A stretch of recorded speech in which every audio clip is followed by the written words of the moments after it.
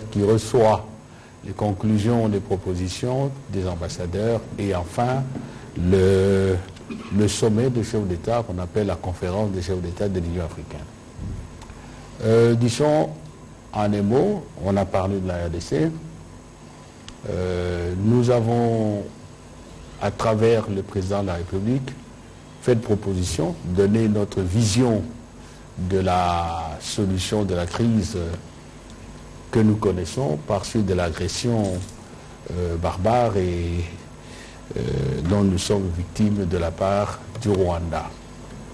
Nous allons peut-être en parler. Grosso modo, le président de la République a réaffirmé notre ouverture. On est en diplomatie. La diplomatie, c'est l'intelligence, la sagesse, la capacité, pas seulement d'avoir raison, mais aussi de convaincre. Nous avions un plan qui est simple jusqu'à aujourd'hui. Vous voulez le dialogue? Ok, ça va, c'est la diplomatie, mais il faut que le dialogue se fasse dans des conditions acceptables. Le président a affirmé avec force que nous n'entendons pas négocier sous occupation de qui que ce soit. Donc la première chose, c'est de retirer, obtenir que le Rwanda retire ses troupes du territoire congolais. Ensuite, obtenir que nos compatriotes rentrent dans leur domicile. Obtenir que progressivement l'autorité de l'État congolais s'installe. Et aussi, c'est très important, qu'il y ait alors un dialogue avec le Rwanda et non avec les M23. De toutes les façons, l'Union africaine a désigné le président Lourenço, le président angolais, comme facilitateur, pas du dialogue interne, mais avec le Rwanda. Et cela doit se faire sur des problèmes réels. Ça veut dire tout simplement que chaque partie doit dire quel est ou quels sont ses problèmes et on les discute, comme on dit, carte sur table. Nous avons posé le problème aussi de la tragédie humanitaire. Je ne m'étends pas là-dessus, tout le monde sait que le Congo a aujourd'hui environ 6 millions de personnes déplacées. C'est un record pratiquement mondial, un triste record. Nous avons posé le problème de la nécessité, si tant est que nous devons dialoguer, et bien dialoguer alors, de constituer une garantie de bonne fin du dialogue et une garantie aussi de mise en œuvre des résolutions ou de recommandations ou des mesures que nous serions amenés à prendre ensemble lors de ce dialogue-là. Pensez aussi à des mécanismes préventifs qui feraient qu'il n'y ait plus de conflit entre le Rwanda et la RDC. Grosso modo, c'était ça. Et je pense que le message est bien passé. Si vous voyez les documents de travail, vous trouverez que les choses ont été conçues de cette manière-là.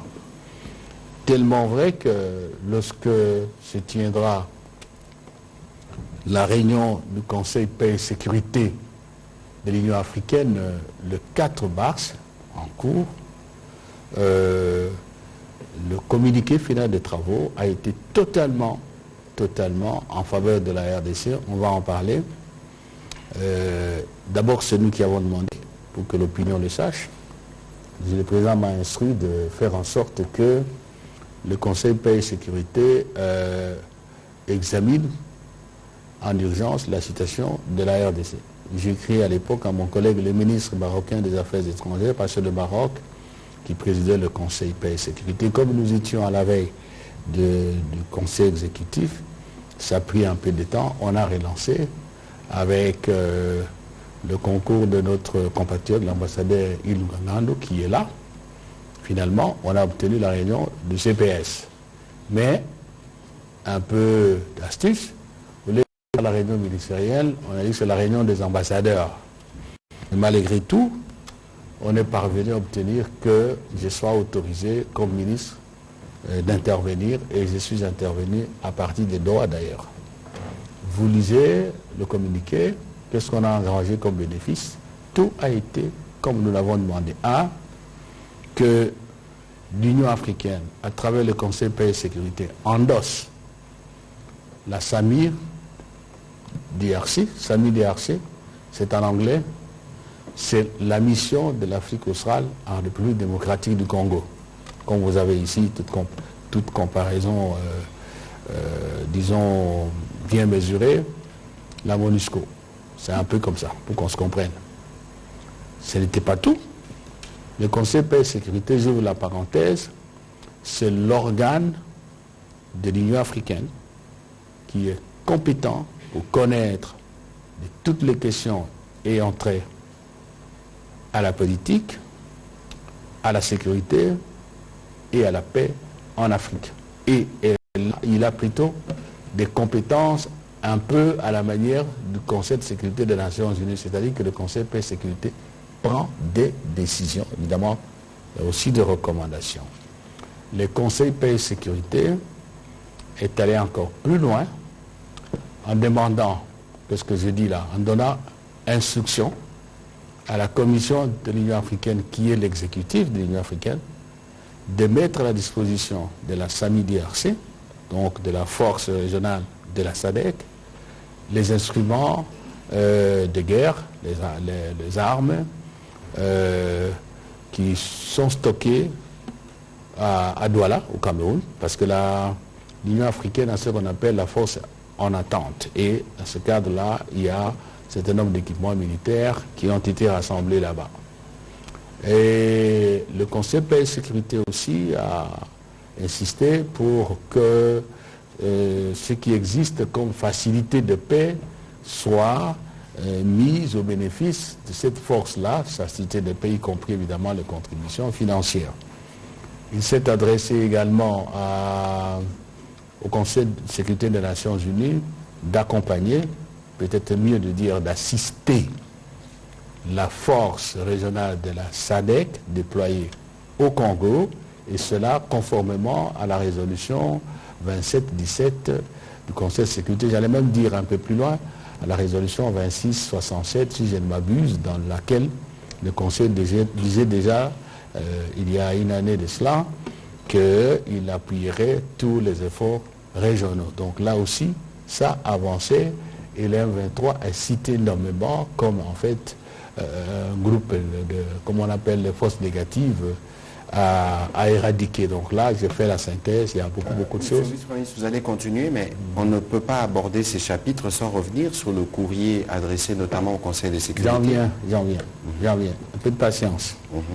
Bon, de là, nous sommes passés à Malabo. Malabo, là, il y avait la session de la communauté économique des États de l'Afrique centrale, CEAC.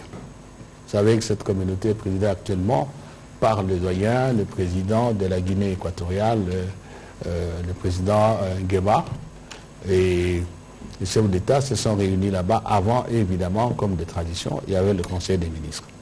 Là aussi, c'était la même chose. Nous avons proposé un schéma. Tout le monde a invité le président Lourenço à relancer le dialogue, les discussions. Il n'y avait pas quelque chose de très particulier, mais ce qui est important, c'est que le message est passé. Et après cela, je me suis rendu d'abord à Luanda, j'y suis rentré avec un message du chef de l'État, et puis je pense le jeudi 21, nous avons eu une réunion bilatérale, disons comme ça, le dialogue, les discussions entre nous, la délégation congolaise, la délégation rwandaise, et cela à la suite de la rencontre ou des rencontres que le président Lourenço, facilitateur, a eu tour à tour successivement avec le président de la République, Félix Antoine Tshisekedi Tshilombo, et le président Kagame du Rwanda. Et on est revenu de là le 21, le 22, on a repris le bâton de pèlerin, on est allé à Lusaka, et là, c'était aussi très très bonne réunion. Il y a eu une déclaration qui a été faite. Vous l'avez suivi, je crois que c'était avant-hier. Non, c'était hier. Bien sûr. C'était le samedi. Avant-hier. C'était avant-hier. c'est très important, je l'ai dit plutôt à nos amis de la presse présidentielle. Premièrement, la SADC, et il faut que je précise pour que vous puissiez comprendre, dans la SADC, il y a ce qu'on appelle la troïka de l'organe. C'est-à-dire que l'organe, c'est l'organe qui s'occupe des questions de paix, de sécurité, des questions politiques. Et il y a une instance qu'on appelle la troïka qui regroupe les présidents en exercice, les présidents sortants et les présidents qui va entrer. C'est pour ça qu'on appelle la troïka.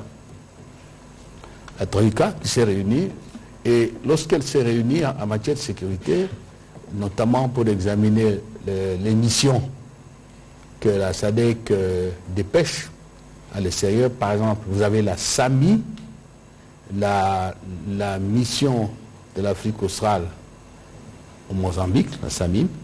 Puis vous avez la SAMI d'IRC, je vous ai dit ce que ça signifie. En ce moment-là, les pays qui sont concernés sont là et les pays qui ont envoyé leurs troupes, qu'on appelle les pays contributeurs, sont aussi invités. Donc il y a eu cette troïka-là qui s'est réunie en même temps que la troïka de la SADC, c'est-à-dire la présidence en exercice de la SADC, le président à venir et le président sortant. Ils se sont réunis, il y a eu une déclaration où il était clairement dit, que la SADC réaffirme sa détermination et son engagement d'apporter à la RDC tout le soutien diplomatique et militaire. Et pour le soutien militaire, l'appel a été lancé à tous les pays de la SADC qui ne l'ont pas encore fait, de libérer leur souscription aux fonds nécessaires pour financer les opérations en RDC. Tous les pays qui ne l'ont pas encore fait, l'appel a été lancé pour qu'ils envisagent la possibilité de renforcer les capacités de SAMI DRC par des troupes additionnelles, par des équipements militaires aussi. Et que le secrétariat exécutif de la SADC, conformément au communiqué du Conseil de paix et sécurité de l'Union africaine dont je viens de vous parler, et en exécution de la résolution 27-17 du Conseil de sécurité des Nations Unies, dont je viens de vous parler, que le secrétariat exécutif prenne toutes ces dispositions pour saisir le Conseil de sécurité au fin d'obtenir l'accompagnement nécessaire pour renforcer les capacités de la SAMI DRC. Et sur le plan diplomatique, il y a eu un élément important auquel le ministre de la Communication faisait allusion tout à l'heure. En effet, le ministre des Affaires étrangères du Rwanda a écrit, déjà au mois de février, je crois, février-mars, d'abord au président du Conseil de sécurité des Nations Unies pour dire tout un tas de choses. Je vous épargne cela, que voilà, la force de la SADC qui est là, une association des génocidaires, n'importe quoi, pour venir, comment dirais-je, commettre des actes génocidaires contre les Tutsis congolais qui sont menacés, qui sont persécutés. Il ne faut pas accepter la SAMI DRC, n'en déplaise aux autorités rwandaises. Je veux vous dire que bon, l'Union africaine a endossé. Et ceux qui ont pu lire ont lu la lettre. Ça ne sert à rien de perdre le temps sur ça. Et la même lettre, presque, le gouvernement rwandais a écrit au président de la Commission de l'Union africaine pour obtenir justement, comme je vous disais, que l'Union africaine n'endosse pas la SAMI DRC.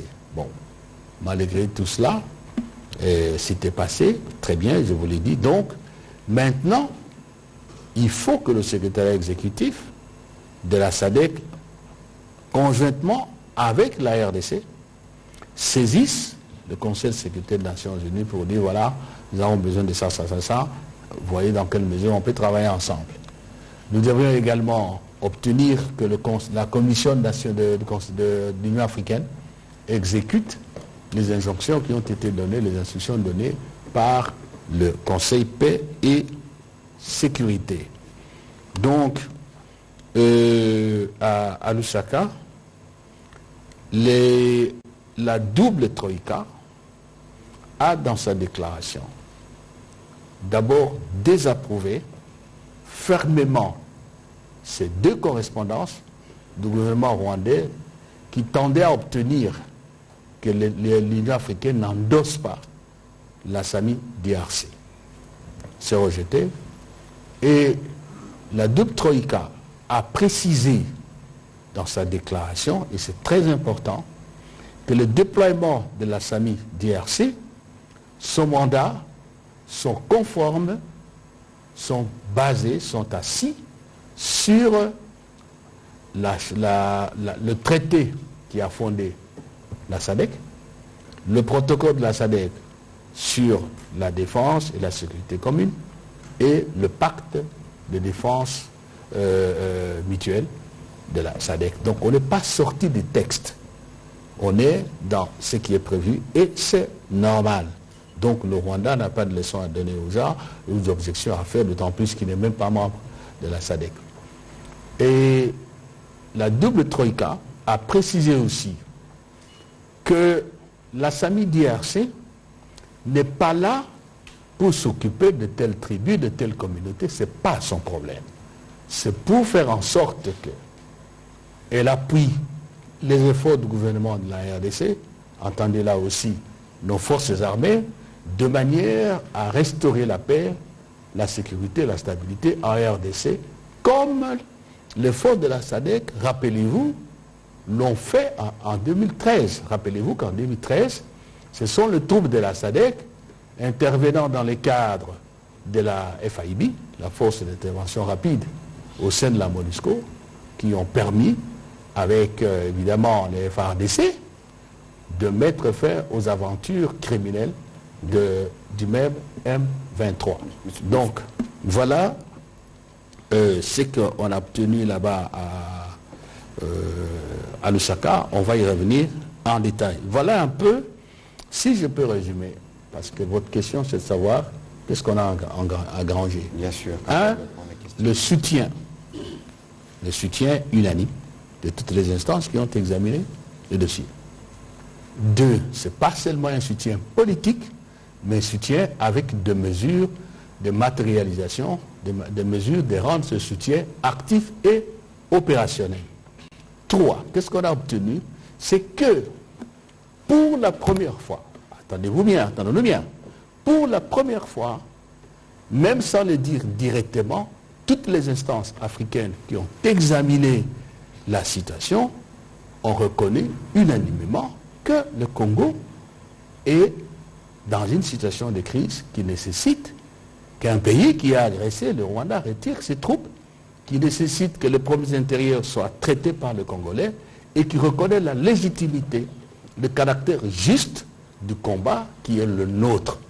Maintenant, il reste ce qu'on peut appeler, j'évite toujours les termes parce que chacun a son interprétation, mais en fait, c'est la vérité, ce qu'on a considéré, ou qu'on est en droit de considérer comme une avancée diplomatique significative, surtout si on met en conjugaison avec les vents qui soufflent aux Nations Unies et dans d'autres pays, les vents qui démontrent qu'effectivement, le Rwanda est au Congo. D'ailleurs, le Rwanda lui-même, maintenant, ne nie pas. Il dit tout simplement, je suis là parce que FDLR et tout, on va en parler.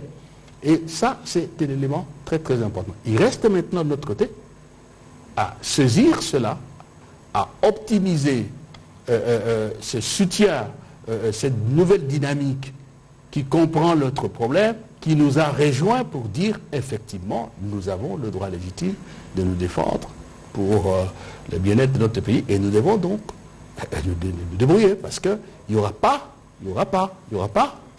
de l'extérieur des gens ou je ne sais pas qui va nous libérer de nos tracasseries actuelles en notre absence et sans notre volonté, notre détermination et notre action sur le terrain. Voilà, parce qu'il ne faut pas qu'on se trompe. Il ne faut pas qu'on pense que le président Tshisekedi, le gouvernement, on croit qu'il y a une magie qui viendra de l'extérieur, qui va résoudre le problème. Nous sommes dans un contexte international. Nous avons affaire avec un acteur étatique qui n'est pas une province congolaise, c'est l'État rwandais avec les dirigeants d'un pays. C'est un problème qui est internationalisé. On doit le traiter aussi en l'intégrant dans l'ordre juridique et dans la diplomatie au niveau international. Voilà. Voilà. Monsieur le vice-premier ministre, avant qu'on ne prenne des questions, il y a quand même eu la parenthèse de Luanda, les jeudis derniers, qui a fait suite aux rencontres, d'abord aux rencontres qu'il y a eu à Addis Abeba, nous étions là, entre le président Lorenzo, le président Kagame et le président Tshisekedi. Ensuite, il y a eu ces discussions. Et on a beaucoup parlé, on a vu l'opinion beaucoup sur un document dont on n'a pas vu le titre, mais qui a circulé sur les réseaux sociaux. Est-ce que vous pouvez nous en dire 2-3 mots avant que nous puissions prendre les questions des journalistes? Vous savez, quand on exerce les charges publiques au niveau le plus élevé, c'est d'abord une responsabilité. Responsabilité que l'on doit assumer. Il faut également garder la tête froide, être serein et avoir confiance en ce qu'on fait. Si on n'a pas confiance en soi-même et au travail que l'on fait, ça dérape. On ne gère pas des dossiers de telle importance vitale pour le pays avec les réseaux sociaux et avec, si vous voulez, un comportement qui, non seulement diplomatiquement, mais moralement aussi, est inadmissible. Nous étions là, à Luanda. Nous avons été rencontrer la délégation rwandaise conformément à l'initiative qui a été prise par les facilitateurs désignés par l'Union africaine. Nous avons travaillé à des référendums. Ça signifie que la réunion ministérielle n'avait aucune décision à prendre. Nous tirons des conclusions et on défère le dossier à l'autre instance. C'est la réunion des chefs d'État, les deux chefs d'État, sous la médiation du président Lorenzo. On a fait ce document-là. Ce n'est pas un communiqué, ce n'est pas une déclaration, en tout cas ce n'est pas un instrument de médias, c'est un document confidentiel. Et je n'hésite pas à dire que cette publication vient de Rwanda. C'est très sûr. Et si j'ai encore en parler, je peux... Nous tous, on sait piéger les documents. Quand vous signez des documents, il y en a qui en ont l'habitude, on sait piéger. Même un petit point, on sait que ce point-là, c'est dans le document que se trouve chez les ministres de la communication. Cette autre virgule qui est quelque part n'est pas à sa place, c'est dans le document que se trouve entre les mains de tel. Alors, moi je dis au Congolais, il faut faire attention. Il faut faire attention, il ne faut pas tomber dans le piège. Ils ont publié ces documents qu'on peut se donner la conscience tranquille. Parce que vous voyez, ils ont souligné, la délégation congolaise s'est engagée et ainsi de suite. Alors nous avons eu, disons, des choses. On est sur le plateau, mais il y a aussi le côté pédagogique. Des collègues, des amis qui ont dit, mais comment ça se fait comme ça? Qu'est-ce qui s'est passé? Le Rwanda n'a pas d'obligation. Il n'y a que nous qui avons des engagements. Il faut lire tout le document. J'ai vu qu'on a même publié tout le rapport. Il faut lire le tout, prendre le temps de pénétrer en profondeur chaque phrase, chaque virgule et chaque point. Je ne vous en dirai pas trop, parce que je tomberai dans les pièges de ceux qui n'ont pas la dignité de leur fonction et qui n'ont pas, si vous voulez, la conscience aiguë de la gravité de la situation. En réalité, nous considérons que c'est un coup qui est fait au médiateur, au président Lorenzo. Parce qu'on peut se demander, nous avons au fond, et tout le monde reconnaît ça, un problème de confiance. Il faut construire la confiance. Et le président Tshisekedi a toujours dit partout qu'il n'a pas confiance en la personne du président Tshisekedi et de tous ceux qui traitent avec nous en son nom. Et cela. Ah oui, président Kagame, je m'excuse. Président Kagame, ce n'est pas l'absulingoué avec sous-entendu, le président Kagame. Le président Tshisekedi l'a toujours dit, et ce qui est fait là démontre que nous avons raison, qu'il a raison de ne pas avoir confiance au Rwandais. Il appartient maintenant au président Lorenzo de tirer toutes les conséquences. Allez, venons à l'essentiel. le paragraphe. J'ai dit, il ne faut pas que le Congolais tombe dans les pièges. Qu'est-ce qui se passe? Le Rwanda a toujours justifié son agression par les soi-disant FDLR qui sont au Congo et qui collaborent avec les FARDC. Je ne sais pas si j'invente les choses. C'est ça l'axe explicatif fondamental. Ok. N'oubliez pas, vous êtes les hommes de presse, vous êtes les faiseurs et ceux qui ont l'écriture de l'histoire.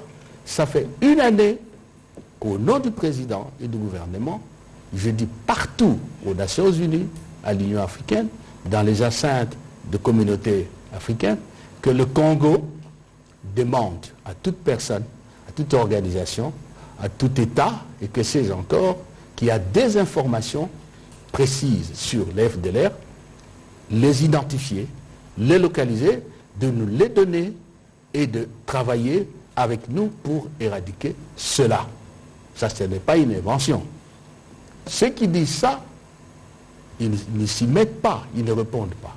Qu'est-ce qu'on a dit aux Rwandais? Ok, maintenant nous allons vous dire, j'exprime en des termes simples, comment on va traiter cette question. C'est ce que nous avons appelé le plan. Et qui devront faire ça? C'est ce qu'on a appelé le programme, quelle activité et comment. Nous avons dit, ok, ne tournons pas autour du pot. Maintenant, il faut aller tout droit dans le problème. Parce que c'est ça, votre alibi. Donc, il faut qu'on entre dans le plan pour commencer à critiquer, tel que j'ai entendu certaines personnes le faire. Je vais donner quelques éléments. La première question, c'est que il faut qu'on nous dise de quel FDLR s'agit-il? Un général, un lieutenant, ou je ne sais pas qui. Il se trouve où? C'est la deuxième étape, la plus logique. Et alors, ça va être quoi? Le rapatriement. Oui, parce que, n'oubliez pas, dans le communiqué d'avril, c'est quoi, 2022 ou 2021, il était dit, à Nairobi, tout le monde a signé le communiqué. 2021, que chaque État, chaque gouvernement qui a de groupes armés en RDC a l'obligation, parce que tout le monde s'est engagé, de parler avec ces groupes armés nationaux mais qui se trouvent à l'étranger pour qu'ils rentrent au pays. L'offre de paix. Nous l'avons fait. C'est ça la présence de Uhuru. Est-ce que le Rwanda l'a fait? Donc, ce sont les citoyens rwandais, les autres le reconnaissent, ils doivent rentrer dans leur pays. Autre alternative, c'est connu internationalement, qu'on leur trouve un autre territoire qu'ils partent. Il y a des alternatives, on va les anéantir. Ça, c'est pas moi qui le dis. Lisez le communiqué d'avril 2021 à Nairobi, signé même par les Rwandais.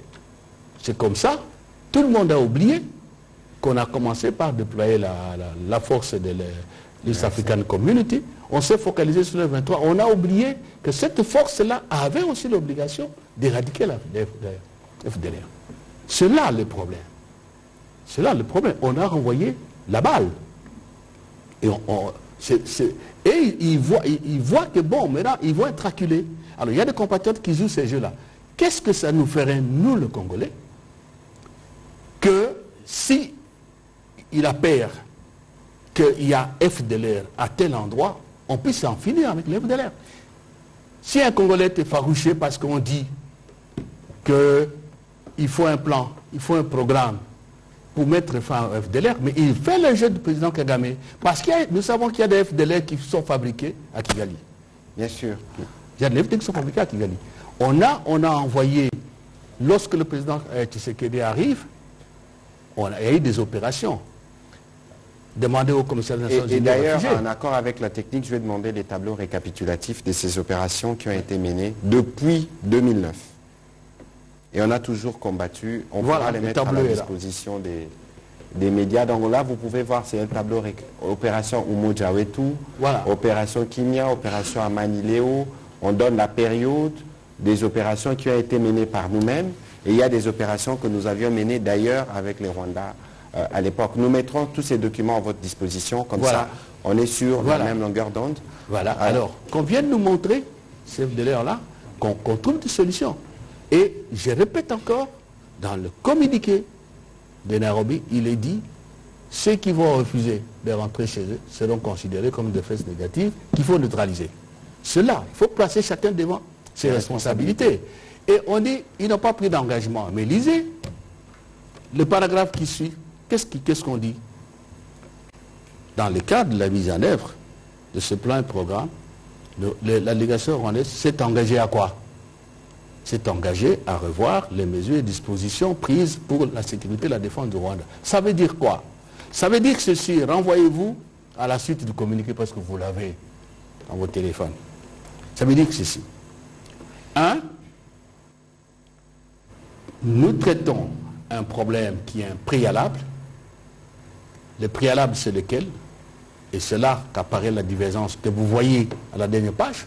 Pour nous, le préalable de tout débat de fond, c'est le retrait des troupes rwandaises. C'est écrit dans le document. Et ils ont dit non, on n'est pas d'accord sur ça. Après, on doit laisser. Alors ils ont retorqué, d'accord, parce qu'on va faire cesser le feu. Cesser le feu signifie que la RDC ne peut plus, comment dirais-je, mater, excusez l'expression, les M23 qui constituent une force terroriste. On a dit, mais ce n'est pas la bêtise. Vous avez écrit, vous dites c'est un problème interne. Qu'est-ce que vient faire les M23 ici? Et vous voyez dans le document aussi, il y a un paragraphe qu'on dit poursuivre les négociations. Ça veut dire que, et c'est la manière dont les paragraphes sont ordonnés, ce n'est pas par hasard. La première chose, parce qu'au Congolais dit, mais on a mis cesser le feu, mais en disant cessation des hostilités. Donc parmi les opérations, de cesser le feu, mais nous renvoyons à la deuxième page. Alors, on ferme les yeux, on lit un paragraphe, on ne comprend pas ce qu'il y a, j'ai essayé de donner les détails, dans la mesure du possible, non. Et tout cela renvoyé au chef d'État. Alors, de deux choses l'une, où nous disons que nous sommes prêts à mettre fin à cet alibi de FDLR, et nous renvoyons la balle à ceux qui sont venus avec l'affaire, on les identifie, où sont-ils, et on met en place le mécanisme. Et alors on va voir ce que le Rwanda va nous dire. Si cela est fait, c'est ça la vérité. Voilà, VPM, on va prendre les questions des médias. Je vous préviens qu'on va prendre 30 minutes, parce qu'on va déjà grignoter le temps d'antenne de la télévision nationale. On va commencer cette série de questions par M. Paul Lorgéry. Ensuite, ce sera Fiston Oleko.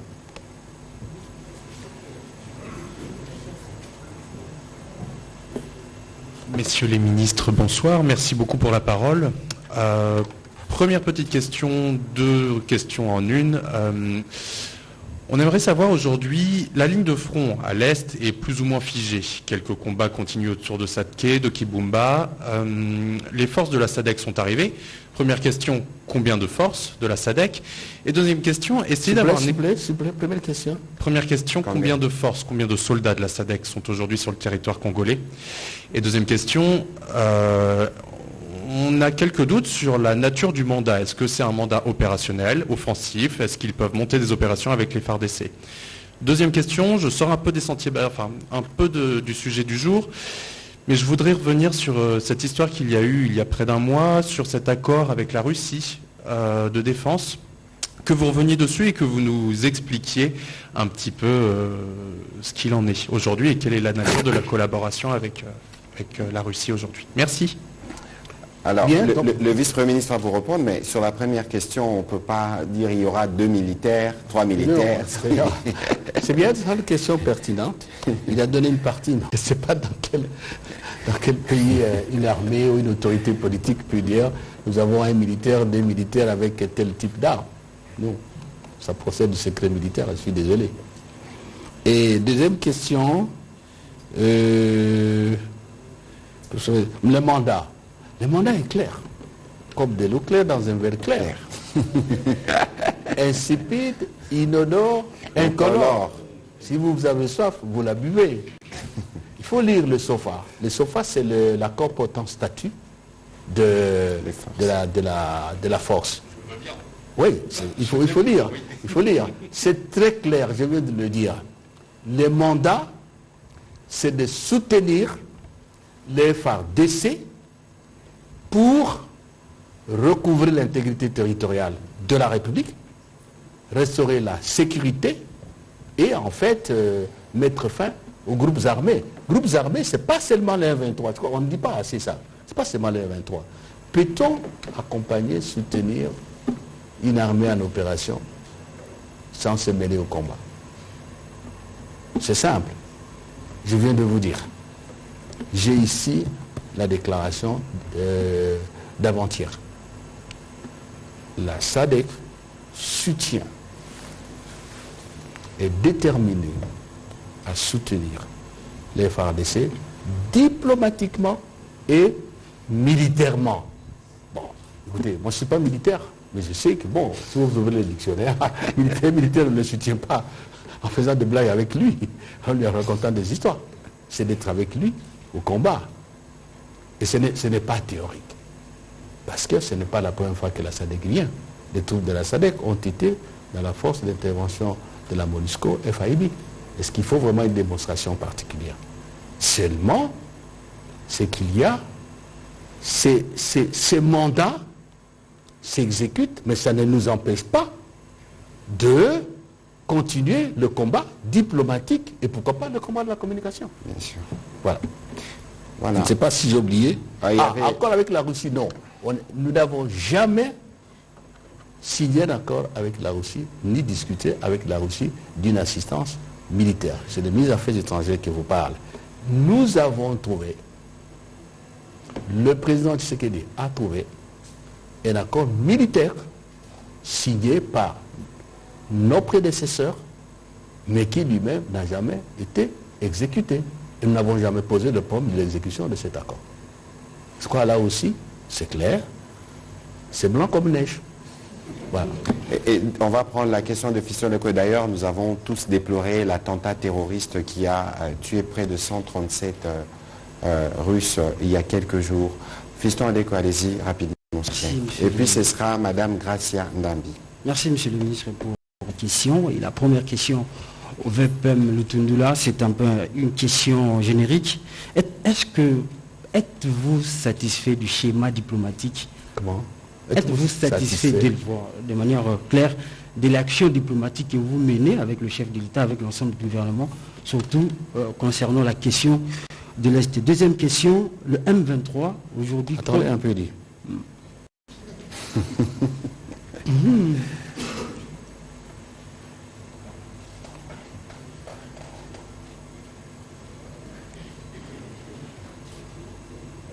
Oui, allez-y.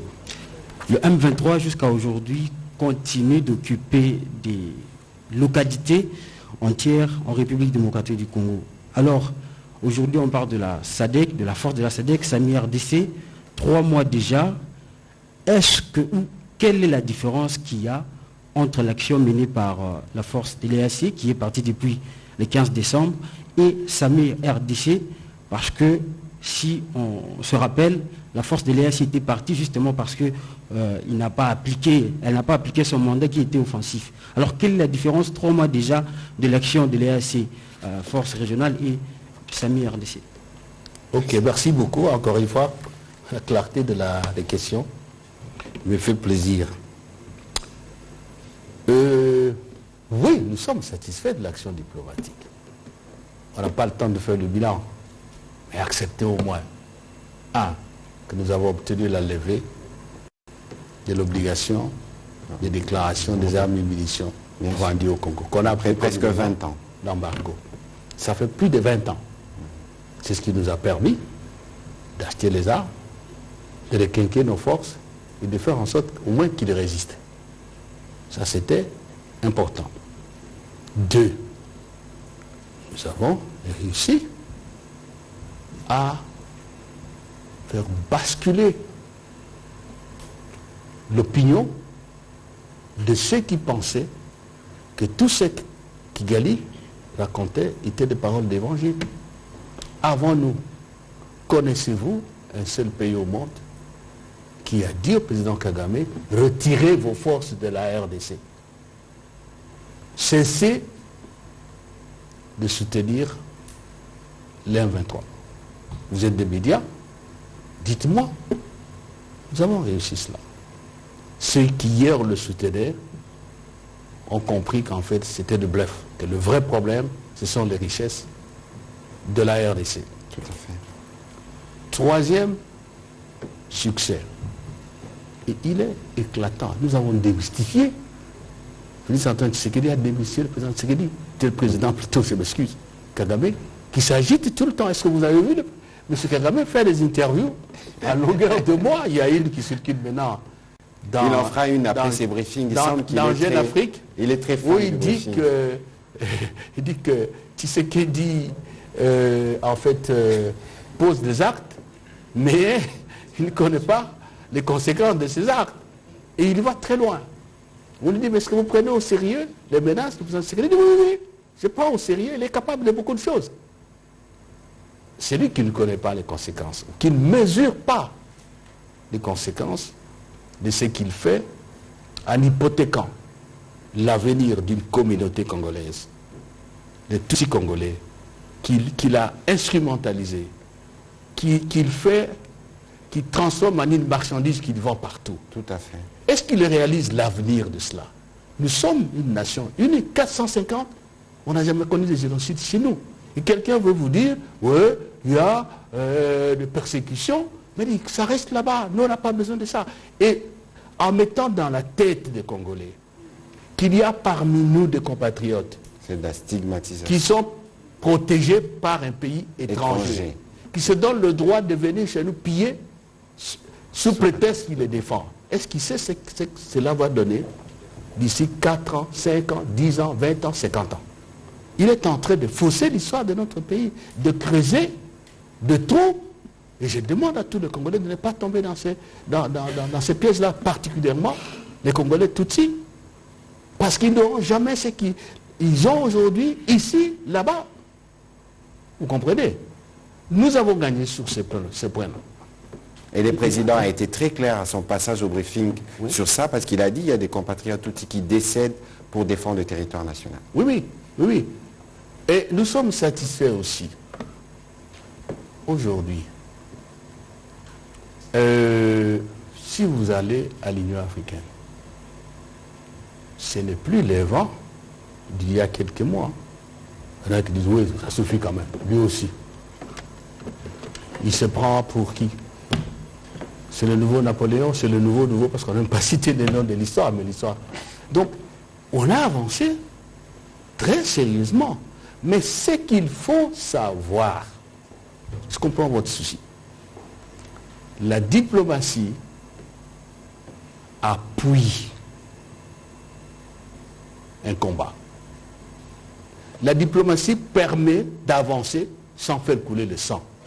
Mais lorsqu'il y a une action militaire, et le président en est très conscient, notre diplomatie réussira.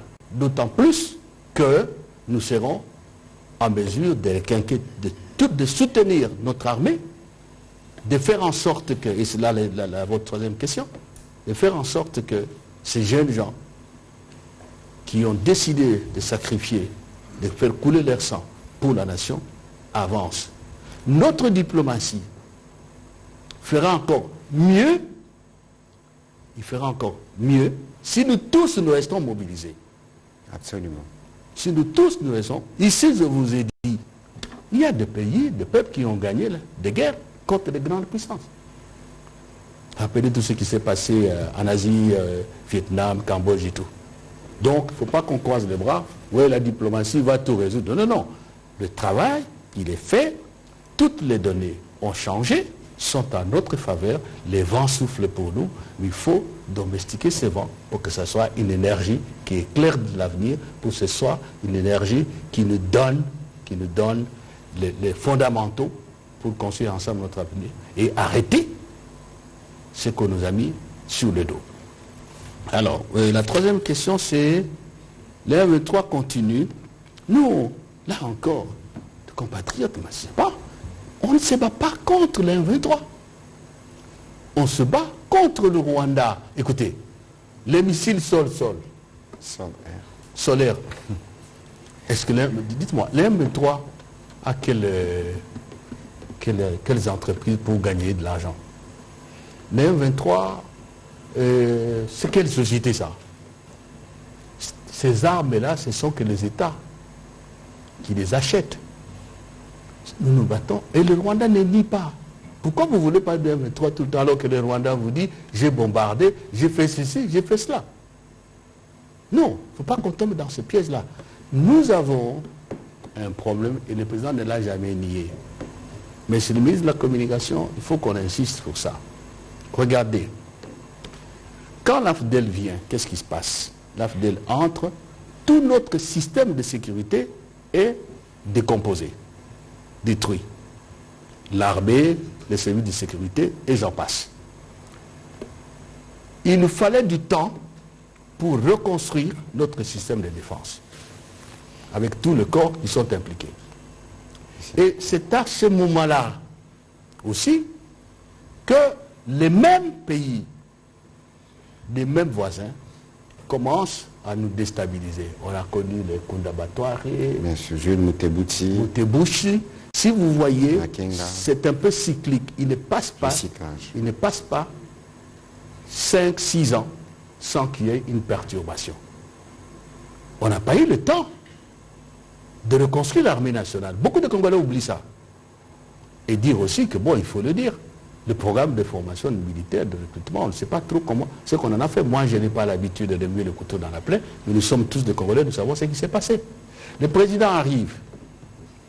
Au moment où il commence à changer de leadership dans l'armée, vous comprenez ce que je veux dire, la perturbation vient. Il faut déstabiliser pour que ce pays ne puisse pas avoir le temps de former une armée. C'est la situation qui est la nôtre. Ces jeunes gens que nous prenons, ils sont pleins d'énergie, ils sont pleins de volonté. C'est pas facile d'être se faire militaire. Parce que les militaires, c'est quand tu fais militaire, ou tu tues, on te tue. C'est pas donné à tout le monde. Et malgré cela, les chefs de l'État, le gouvernement, on résiste, on se bat. Donc, nous avons affaire à une armée classique, c'est pas moi qui le dis, c'est le secrétaire général des Nations Unies, Guterres, il y a 2 ans. Vous avez suivi? Septembre. Hein? Ça, il y a 2 ans. C'est la MONUSCO qui le dit. Sans compter les autres armées qui circulent, qui gravitent autour, mais on verra ça un peu plus tard.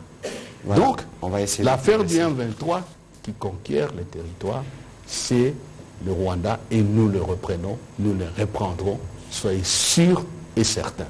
Si vous n'êtes pas sûr alors, ne vous appelez pas Congolais. Voilà donc. C'était la question de la démarcation entre SAMI RDC et AC. Ah oui, je reviens. SAMI RDC et... Bon, SAMI est en phase de déploiement. Il faut le reconnaître. Mais les informations que nous avons, la SAMI se met en soutien de la RDC. Demandez les militaires qui sont là, ils vont vous dire. Le nombre encore réduit des troupes de la SAMI RDC, ces troupes-là sont mises à contribution. Et dans les jours à venir, lisez le communiqué. Vous allez voir ce qui va se passer. Hein.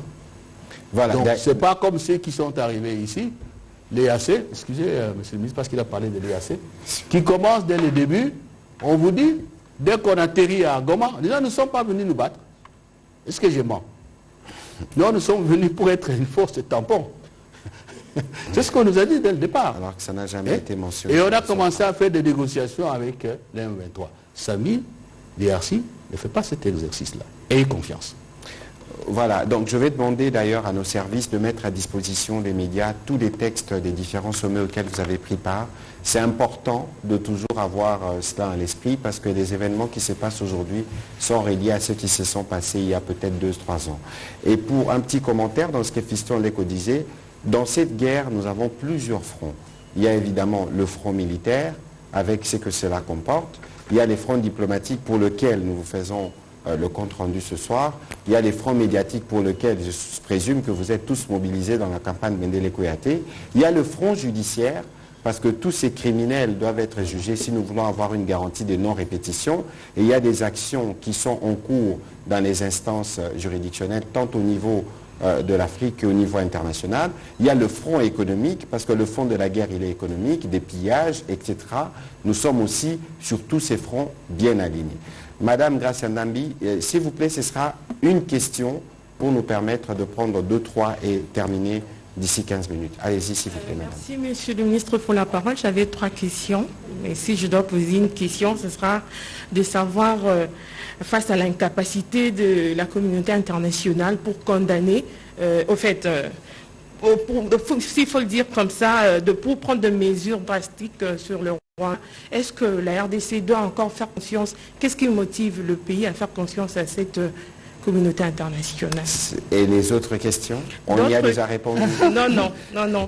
Donc, c'est d'abord par rapport à la guerre, le ballet diplomatique, plusieurs sommets, et déjà nous saluons les efforts. La condamnation, ça et là, mais sur le terrain, rien de concret. Quels sont les indicateurs positifs par rapport à la situation sécuritaire? Et puis, parlons de l'apport... Les indicateurs politiques par rapport... Les indicateurs positifs. Positifs? Oui. Par rapport? De tous les efforts diplomatiques par rapport à la situation sécuritaire à l'est de la République. Parlons de l'apport de la diplomatie sur cette question sécuritaire. Le peuple congolais va avoir des impacts réels. Parlant de l'apport diplomatique. Le peuple congolais va avoir des impacts réels à long terme, à court terme d'abord, à moyen terme ainsi qu'à long terme peut-être. Voilà, on a dérogé parce que c'est le mois de mars. Qu'est-ce que le peuple, qu'est-ce que le peuple peut s'attendre de tous ces efforts diplomatiques? Je crois que c'est la démarche même que nous faisons dans le cadre de cet exercice de redevabilité. Il faut de la pédagogie. C'est pour ça que je disais tout à l'heure qu'il est important que tout le monde, nous puissions avoir le même entendement, surtout avec les médias. Les communiqués des différents sommets doivent être votre verbe. Breviaire, parce que nous sommes dans une situation de guerre. Le vice-premier ministre qui a compris, Madame Grace, la philosophie de votre question, va vous répondre. Et puis nous allons appeler Paul Matendo juste après, rapidement. S'il vous plaît. Monsieur le vice-premier ministre. Le président de la République, Félix Antoine Tshisekedi Tshilombo, a une phrase que je considère comme fondamentale. Et il a toujours dit, sans naïveté, ni faiblesse. Ça veut dire quoi? Nous savons, et moi-même je vous l'ai dit, que nous n'aurons pas résolu notre problème en ne comptant que sur les efforts de l'extérieur. Et il y a eu le plan Marshall à l'époque et tout. Je ne connais pas un pays qui construit sa sécurité en ne comptant que sur les efforts extérieurs. Et j'ai dit que la diplomatie est une action de soutien à un certain nombre d'efforts et une action qui tend à faciliter les actions internes, notamment sur le plan militaire, pour arriver à la victoire. Oui, on peut avoir une victoire diplomatique. Nous l'avons. Mais nous ne faisons pas d'illusion en considérant que c'est suffisant. Peut-être c'est à cela que vous faites allusion. Nous avons affaire à un État tiers. OK? C'est le Rwanda. La présence de l'État tiers dans cette crise, surtout que cet État tiers, en fait, c'est l'auteur principal, nous amène fatalement sur la place publique internationale, qui a ses instruments de gestion de crise, qui a ces mécanismes, et malheureusement, à ce niveau-là, tout est très lent. Les jeux d'intérêt tellement complexes qu'on ne peut pas dire, en claquant les deux doigts, la solution est trouvée. Donc, nous ne pouvons pas nous permettre d'ignorer la communauté internationale. C'est nous isoler, c'est irréaliste. Nous faisons comme si la communauté internationale jouerait un rôle décisif. Donc moi, je voudrais que les choses soient claires là-dessus. Et vous avez posé une série de questions qui tournent autour toujours de la diplomatie. Qu'est-ce que le peuple peut attendre?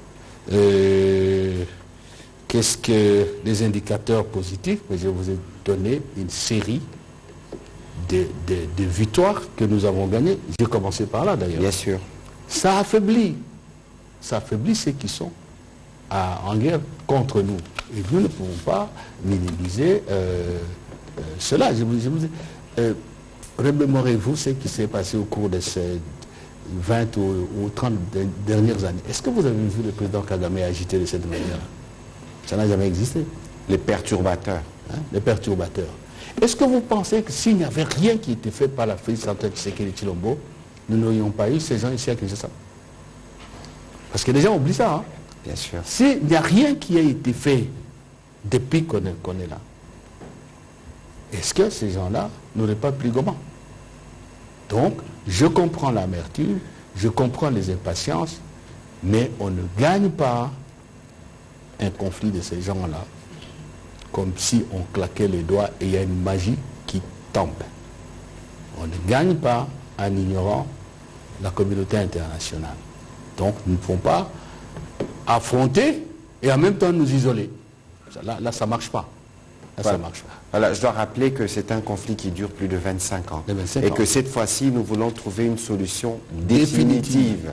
Et le président l'a toujours dit. Comprenez que ça prenne du temps, mais nous sommes engagés sur de bonnes pistes lorsque j'expliquais les fronts dont je parlais tout à l'heure. Paul Matendo, ce sera une question, s'il vous plaît. Merci beaucoup, monsieur le ministre. Patrick, difficile d'avoir une question quand on est devant le VPM, mais on va faire... Mais il y en a eu plusieurs, c'est sûr que vos idées peuvent se répéter avec celles que nous tout à fait, merci beaucoup. Monsieur le VPM, dans toute l'émission que vous effectuez, vous parlez d'un équipement de la SAMI RDC qui serait bloqué au Cameroun. Un équipement de la SADC qui devrait... Non, ce n'est pas bloqué. Je vous corrige. Qui traînerait. Je vous corrige pour que vous puissiez parler mieux. Oui. Non. Il y a ce qu'on appelle la force en entente de l'Union africaine. Et cette force a entre autres des équipements. Ce sont les équipements de l'Union africaine. Le Conseil paix et sécurité a demandé à la Commission, qui est l'exécutif de l'Union africaine, de le mettre à la disposition de SAMI DRC. Ok. Et quand est-ce que cet équipement peut arriver en RDC? Les débats sont en cours. Merci beaucoup. Vous avez rencontré Salva Kiir aujourd'hui et ici vous avez fait état d'une nouvelle dimension des FDLR qui serait fabriquée au Rwanda. Est-ce que vous avez fait mention de cette dimension de FDLR? Parce que l'on considère que Kagame, selon lui, le problème fondamental c'est les FDLR qui seraient en RDC. Dans vos entretiens avec Salva Kiir, avez-vous évoqué les cas de ces FDLR qui serait fabriqué au Rwanda? Merci. Ce n'est pas seulement dans les entretiens avec Salva Kiir. Le président Salva Kiir, je crois que mon collègue en communication a précisé, c'est lui qui est le président d'exercice de la communauté d'Afrique de l'Est. C'est dans ce cadre-là qu'il entreprend de consultations. C'est pour ça que le communiqué, c'est réunion consultative. Il a rencontré le président Kagame, il a rencontré le président Ndayishimiye, son prédécesseur. Maintenant, il était ici.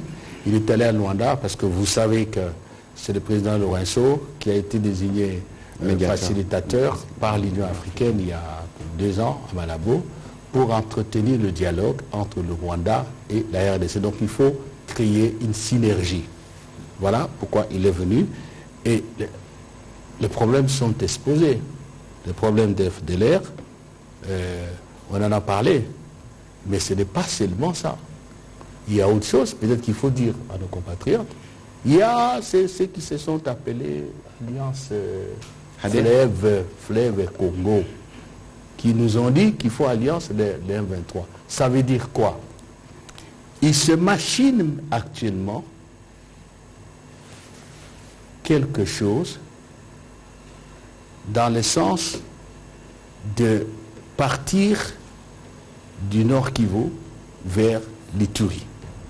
Nous savons qu'il y a des gens qui sont formés quelque part et dans cette machination, dans ce complot pour faire jonction entre les deux groupes et dire, vous voyez, ce n'est pas un problème du Rwanda, ce sont les Congolais eux-mêmes. D'ailleurs, ils sont maintenant en Ituri. Nous savons qu'il y a des choses qui se font actuellement maintenant, mais les Congolais ne portent pas une attention particulière par rapport à ça. Nous le savons. Et l'autre va dire, non, moi, je ne suis pas rien. Voilà, je vous ai dit que ce sont les Congolais entre eux, voilà ce qui se passe là-bas. Tout cela est abordé à tous les niveaux de discussion. Nous abordons toutes ces questions-là, soyez-en sûrs. Maintenant, il appartiendra au président Salva Kiir, après toutes les consultations, de proposer une perspective. Il y a d'ailleurs quelqu'un qui m'a posé la question de savoir de quoi le président Tshisekedi a-t-il parlé avec le président Lourenço, je crois. Hein. Bon, c'était un entretien en tête-à-tête entre des chefs d'État. Mais au finish, c'est les facilitateurs qui, faisant la synthèse des opinions des uns et des autres, des propositions des uns et des autres, va peut-être faire une proposition. S'il veut rester facilitateur simple, c'est-à-dire pas jouer le rôle de médiateur, il va se mettre simplement à faciliter le contact, mais c'est à lui à aider à avancer. Une question à Lingala, avec Jacques Amboka, j'espère la Bunda, Félix Matuidi, et on termine avec Fabrice en Lingala. Monsieur le vice-premier ministre, l'exercice est un peu long ce soir. Non, vous comprenez la sensibilité des sujets ça que fait vous traitez. Combien de temps là? Depuis l'année passée? Oui, depuis l'année passée. Voilà. Et donc, merci beaucoup, voilà. Excellence, pour la question. On va prendre la série cette fois-ci, noter les questions, comme ça on y répondra en une vague. Alors, c'est une situation qui perdure, vous l'avez dit, plus ou moins depuis 25 ans. Au Rwanda, on a eu un génocide autour de 1 million et quelques morts. En RDC, nous en comptons déjà au-delà de 10 millions. Vous avez dit quelque part, Excellence, que la diplomatie, ce n'est pas seulement le fait d'avoir raison, mais aussi de convaincre. Qu'est-ce qui fait que le Rwanda ait pu convaincre la communauté internationale sur les génocides perpétrés sur son territoire, alors que la RDC, qui compte plus de tués, on n'arrive pas à convaincre la communauté internationale pour que la communauté internationale puisse valider le concept de génocide en RDC. Voilà, voilà, première question. J'espère la Bunda, allez-y rapidement, s'il vous plaît. Merci beaucoup pour cette opportunité, Monsieur le ministre. Monsieur VP, dans le compte rendu de la récente réunion de Luanda, il est indiqué que le processus de Luanda et celui de Nairobi sont les principaux instruments de référence pour parvenir à la paix dans l'Est de la RDC. Où en est-on avec le processus de Nairobi, dont la dernière réunion remonte à décembre 2022. Avec l'insertion des combattants de certains groupes armés dits Wazalendo, des réservistes de RDC, comment comptez-vous relancer ces processus? Merci. Félix, tu dis? Merci pour la parole. D'abord au VPN, Lutundula, Christophe Lutundula. Pourquoi Kinshasa ne ferme pas officiellement les frontières congolo-rwandaises? Et quelle serait l'alternative au cas où Paul Kagame refusait de répondre aux exigences de Kinshasa pour le dialogue? Attendez un peu là.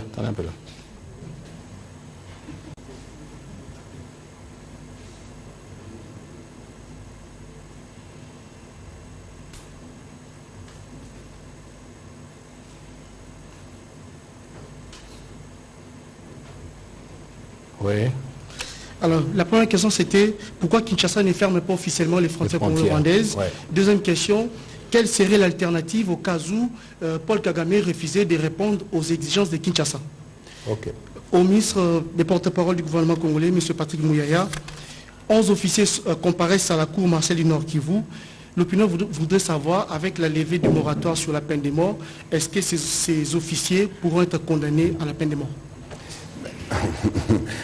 Ne me demandez pas de faire un travail de la justice. Vous posez 3 questions alors qu'il fallait en poser une.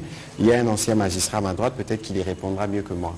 Bon, on va terminer. VPM, question morosa na lingala. Comme ça, on a soukapo batuba comprendre pe nous salons nous soso sala na cadre de diplomatie. Oui, matondi mingi Thomas Patrick Mouyaya, Zambie, Baï Congo, Balinkoye, Boloba qui était Congo démocratique et Rosolola, Soko Mokete na Batomboki. Kasi boni bino lelo bokomi kosora susuna représenté à Batomboki, il y a M23 aux ali Paul Kagame. Na mwana mboka Patrick Mouyaya ngambo ya Brazzaville bazali kofunda mbula matale ko Congo démocratique ko kata bango lotiliki Zambie bazana mo kokoso et puis ba beti ndembo ya basi boti bongo na lisano kuna na Ghana bazongi ba kolela lumeya na bango sur $2500 ba kopesa bango $20. Ok, on va essayer d'aller rapidement. Il y a celui Jacques Amboka. Amboka, qui voulait savoir pourquoi le Rwanda a passé le message de génocide alors que nous, on n'arrive pas à le faire passer. Donc c'est le contexte. D'abord, c'est le contexte qui sont totalement différents. Le contexte, c'est qui a fait qu'on se trouve devant deux tribus qui se tuent, comme ça s'est passé là, et ce n'est pas le Rwanda seul qui a porté le discours des génocides sur la place publique internationale. Les organisations de droits de l'homme, les systèmes des Nations Unies et ainsi de suite. Donc le contexte est tout à fait différent. Chez nous, il y a des morts, plus d'1 million. Mais ce ne sont pas des morts des personnes qui sont tuées comme appartenant à telle tribu, à telle religion, ou des personnes dont on décide qu'on va mettre fin à leur vie parce qu'il y a ce type d'appartenance. Ce sont des Congolais qui meurent, mais il faut rentrer aussi dans la typologie internationale. Donc, il y a beaucoup de Congolais qui sont morts. Au sens générique des termes génocide, on peut peut-être en parler, mais au sens technique, c'est tout à fait différent. Tout à fait différent. Mais cela ne reste pas moins grave que ce qui s'est passé au Rwanda. C'est ce que nous avertions à dire à tout le monde. Et je crois que maintenant les messages passent. Les messages passent, il y a des gens qui écrivent des livres, il y a des décisions qui sont prises. Parce qu'on a parlé des sanctions, il y a des sanctions qui sont prises. Et ça va venir. Et nous continuons. Le ministre vous a parlé des actions judiciaires, l'autre jour on en a parlé aussi. Comme ma collègue, Madame la ministre d'État à la Justice, en a parlé aussi. Donc, même si en droit, il n'est pas aisé de qualifier tout ce qu'on a tué au Congo des victimes de génocide, la gravité, elle est la même. Tout à fait. Et là, on a réussi aussi à faire passer le message. Procédure de Nairobi en étant. Bon, je crois que le blocage, ça on ne peut pas le cacher, tout simplement parce que lors des dernières discussions sur la médiation du président Uhuru, il y a eu un programme de travail, pour ne pas dire une feuille de route, mais cette feuille de route est handicapée, notamment par le fait qu'il y a encore un groupe armé qui continue à tuer un peu plus, surtout avec le soutien de l'État étranger. Qu'est-ce que je dis avec le soutien? Pour le compte de l'État étranger qui a envoyé des troupes chez nous. Donc, ce n'est que, je ne dis pas un problème d'urgence, mais un problème d'espace, j'allais dire, pour réaliser le programme qui a été arrêté. Et nous nous disons qu'il vaut mieux que ces cancers M23 soient réglés pour déclencher la dynamique ouverte de poursuite du processus de l'aérobie. De toute façon, ils avaient déjà signé d'ailleurs. Oui, il y a une feuille de route. Mais ce qui est resté, c'est la mise en application. La mise en application, mais ce n'est pas délibérément qu'on a fait ça. Ouazalendo, non. Ouazalendo, ce sont nos compatriotes. C'est ce que le président Tshisekedi dit à tout le monde. Ce qui est vrai. Est-ce qu'on peut empêcher un Congolais de se défendre? Dites-moi ça. Partout au monde, vous pouvez empêcher, allez, taisons la nationalité. Un être humain, quand il est attaqué, il fait quoi? Il se défend. Et on ne peut pas reprocher au gouvernement de la RDC de soutenir les Ouazalendo. Ce sont des compatriotes qui se défendent, qui complètent quelque part l'action de défense de nos forces spécialisées. Ce que nous faisons, c'est d'éviter que l'action militaire de Ouazalendo se fasse dans des conditions qui conduisent à des conséquences qui ne peut pas se justifier en dehors de l'objectif de se défendre. C'est peut-être vague, mais on comprend ce qu'il y a. Qu'on n'arrive pas à des violations de droits de l'homme, par exemple, parce que même une armée classique défend, et dans la défense tue, j'allais dire aussi se fait tuer, mais suivant les règles d'engagement. Les règles d'engagement. Ça doit pas être des bandes armées. Et c'est pour cela d'ailleurs qu'on a même voté à l'Assemblée, nous sommes des députés, la loi sur la réserve nationale.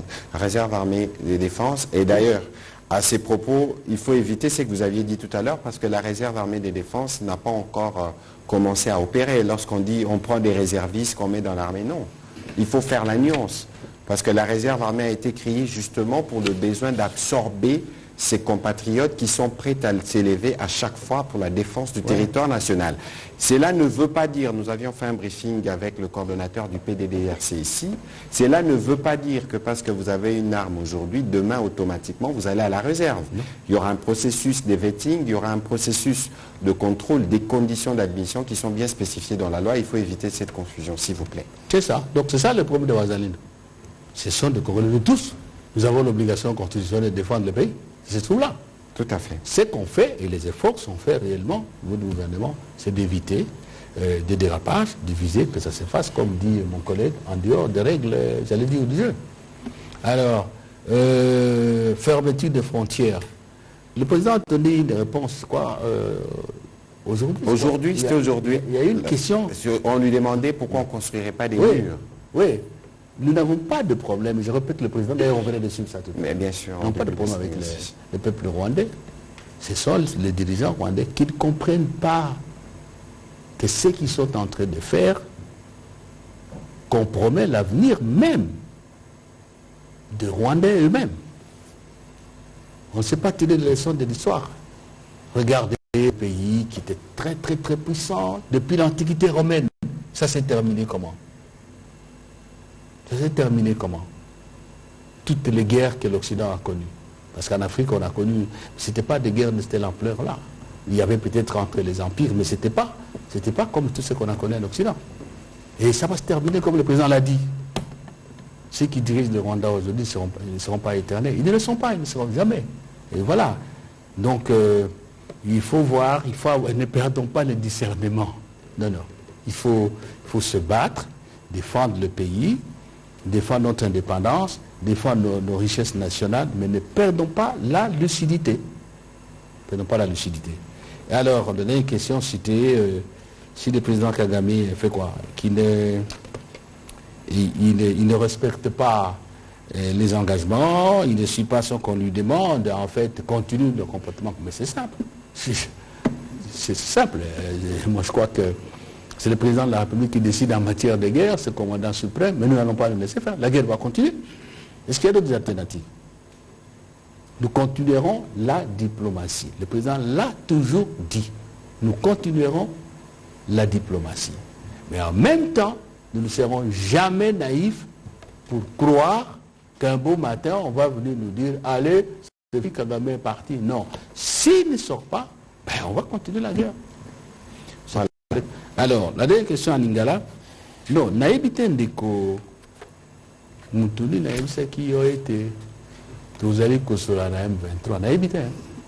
Mais na banza nazali na kati ya ba oyo baza kolanda makambo wana pe baza kubuda o pene ya mokonzi na biso président Tshisekedi pona makambo wana ezali te. Dialogue kosola na bango ezali te. Muto ya ina makamboyo, mboko ina makamboyo ezali le Rwanda avec le président Kagame. Et tout ça koloba na bango, yebisa ya loko za koluka. Kasi pona koyiba biloko na biso, ekosalama te. Congolais nyonso ata oya botami te, okola kobotama soka akuti makambo ya boye akoti na itumba. Donc naibite, sikani nozwaki Sangoana, mais pas naïvité, la communication. Alobi est représentant na bango Yemoko Kagame. Il faut que bitumba nyonso tomona ka ata lelo ba russe na ba ukrainien bazobunda. Mais er moko bakendaka na mesa tout ça l'échange à prisonnier, tout ça la boue, tout ça la boue.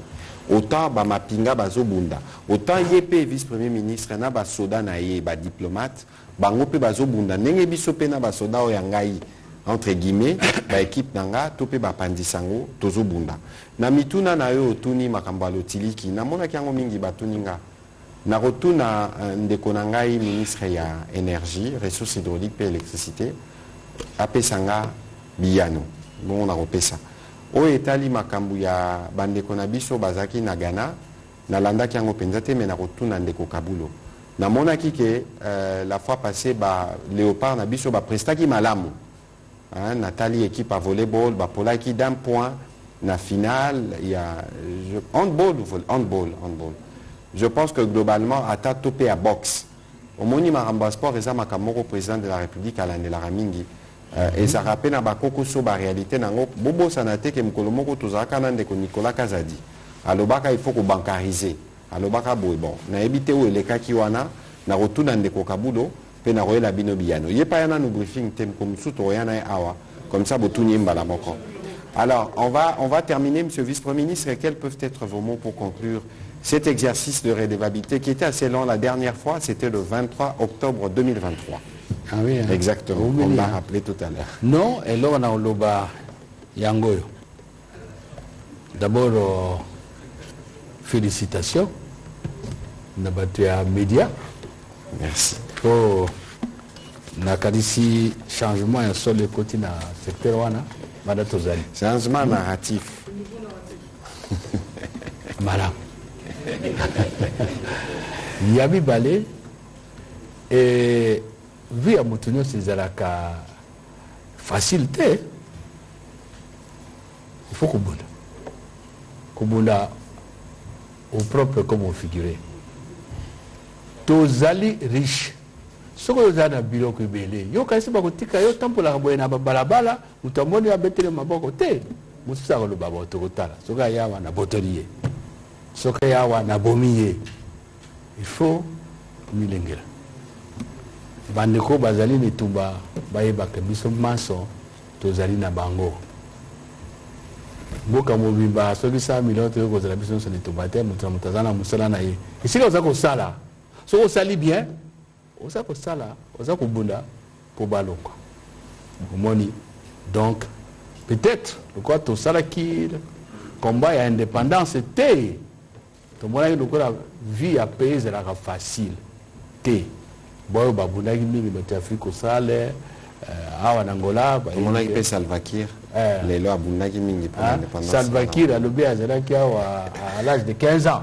Oui, babanda qui bitumba. Ah, babanda bitumba. Donc comme il découragé, paie sa confiance. Et pas à mon conseil. Dans la base, dans la qualité autocotikala, dans la méthode de pour que des alliés courage. Donc, comme Mikanda, au tombeau, on a une discussion. Boyo Kakaye, on a dit que le balélo, dans mon conseil, Azali chef de guerre, mais Azali très courageux. Paie sa confiance dans les soldats. Na salaki parenthèse awa on a rappelé bino oui les cas qui tango afdel les koti oui ça koleka on